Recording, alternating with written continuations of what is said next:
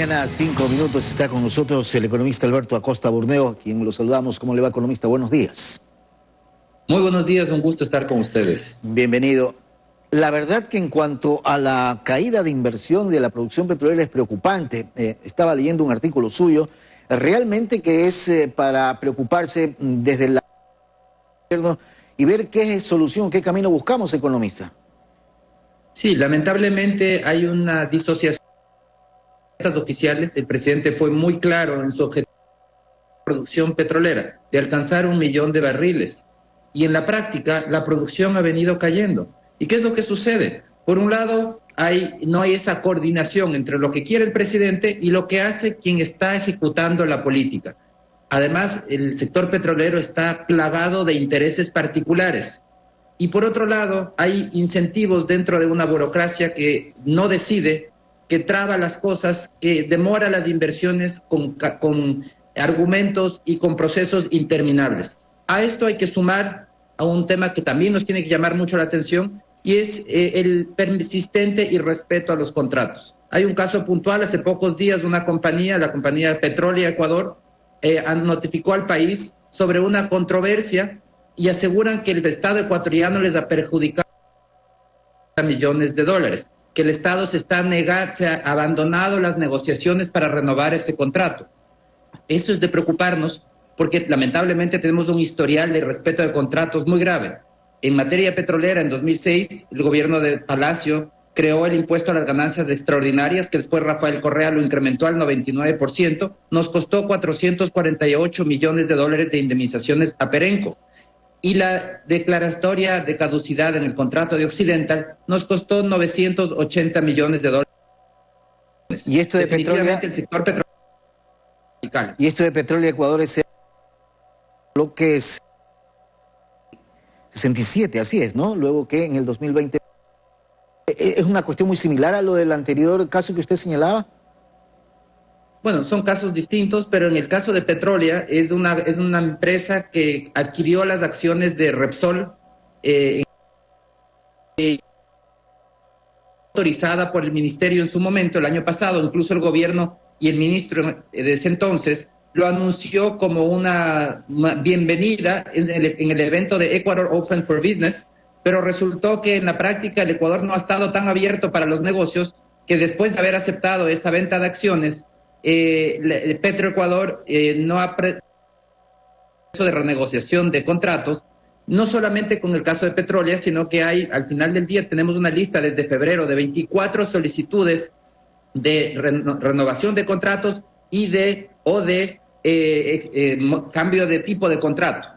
Esas 24 solicitudes hasta ahora no han sido atendidos por Petroecuador. Se sigue esperando, sigue pasando el tiempo, no se toman decisiones y al final del día, hace pocos días, el ministro de Energía termina diciendo ya no hay tiempo para negociar, ese campo tiene que, el caso de Petrolia, ese campo tiene que reversarse al Estado porque ya no tenemos tiempo para negociar. Esos temas llaman mucho la atención porque en un país que necesita capitales, necesita inversión y el presidente lo tiene muy claro. ¿Cómo es posible que no acelera la inversión de quienes ya están en el país y se busca una reversión para otorgar un campo a Petroecuador, revertirlo al Estado, cuando Petroecuador no tiene ni tampoco la capacidad técnica, tecnológica para poder... ¿Quiénes se oponen, economista? ¿Perdón? ¿Quiénes se oponen a la inversión, por ejemplo? Aquí, esa es la gran pregunta, ¿qué intereses hay por detrás? Pero lo que es claro es que en Petroecuador no se han aceptado, no se ha procedido con estas 24 solicitudes de una cantidad importante de empresas que solicitaron en febrero migración de contratos y renovación de concesiones, como es el caso de Petrolia. En Petroecuador no ha habido respuesta. Hay intereses ocultos que buscan que esto no suceda. Lo mismo sucede con las solicitudes de perforaciones de pozos. Toma más de un año y no hay respuesta. ¿Qué sucede en Petroecuador? ¿Por qué no está alineado con el objetivo presidencial? El presidente fue muy claro. Más inversión privada para poder rescatar al sector petrolero, para que deje de caer la producción. Pero en la práctica eso no sucede y vemos el resultado, que hoy se produce menos petróleo que el que se producía al inicio del gobierno de Guillermo Lasso. Eso tiene que cambiar y la solución la tiene en las manos el gobierno. ¿Cuál es la solución? Primero, exigir nuevas inversiones a los inversionistas que ya están en el país. no es necesario hacer nuevas licitaciones. Bueno, para campos nuevos se puede hacer licitación, claro, pero quienes ya están en el país hay que exigirles más inversiones. Hay que acelerar las renovaciones de contratos y además acelerar las solicitudes de migración de contratos. Es decir, se necesita gestión y alineación de las autoridades de Petroecuador y del Ministerio con los objetivos presidenciales. ¿Es Petroecuador la que frena la inversión en nuestro país a nivel petrolero?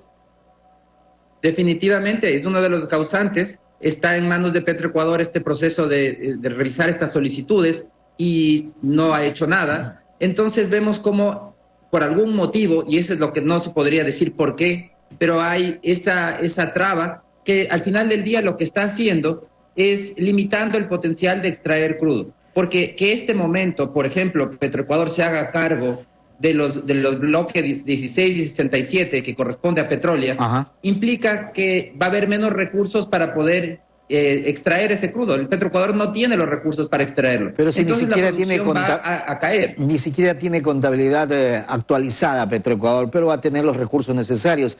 Yo no sé por qué la inversión privada en el área petrolera, hay gente que se opone a una situación que es urgente y necesaria para poder generar lo que se tiene que generar en el país a través del petróleo.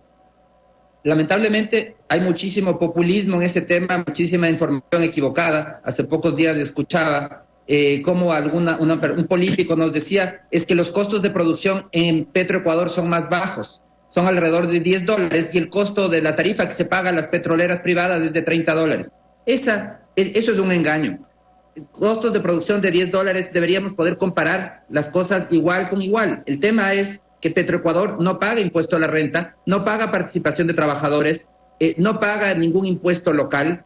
Además, en el costo de Petroecuador no se incluye el costo del financiamiento. El costo del financiamiento va al presupuesto general del Estado y para ponerle la cereza sobre el pastel, en Petroecuador ni siquiera tienen balances auditados. Entonces no nos vengan a decir que Petroecuador es muy eficiente, que tiene un costo de apenas $10 por barril y que las ineficientes son todas las compañías privadas. Se necesita más transparencia.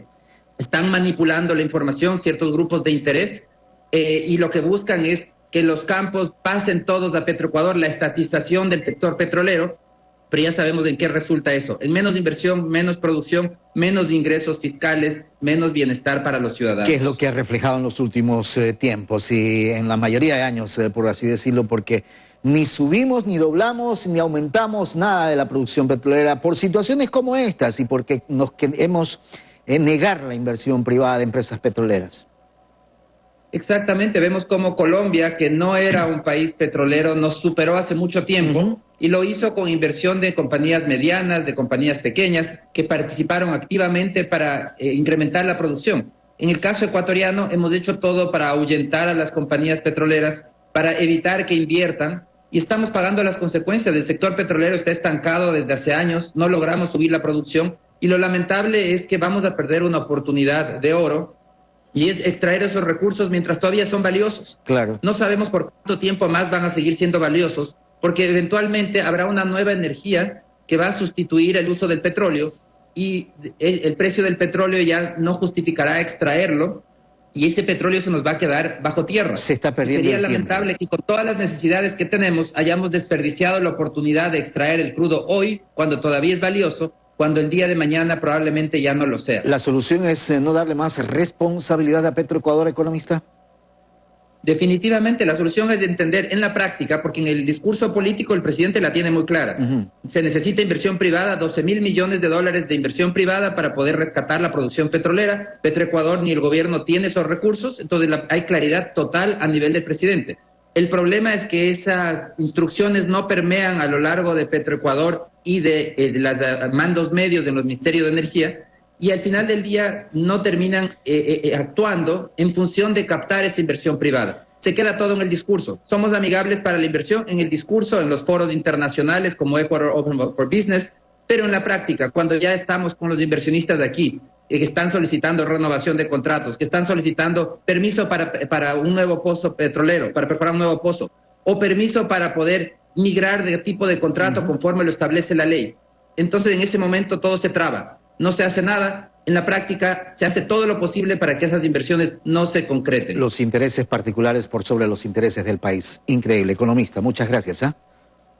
Muchísimas gracias, siempre es un gusto. Que tenga buen día. Gracias al economista Alberto Acosta. La verdad sobre esta situación petrolera en nuestro país. Se requiere inversión privada, pero nos frenamos. Habrá que ver qué intereses hay